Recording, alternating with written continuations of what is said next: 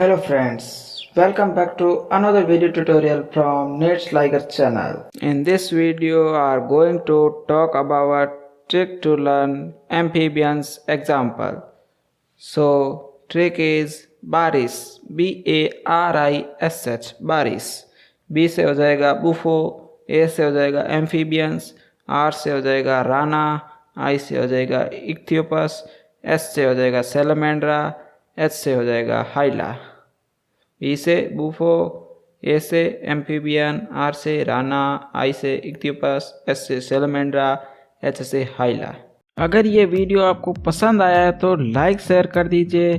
Channel पर पहली बार आए हैं तो सब्सक्राइब करने के साथ साथ नोटिफिकेशन बेल दबाकर ऑल पर क्लिक करें। इसी तरह की वीडियो मैं आपके लिए बनाता रहूँगा।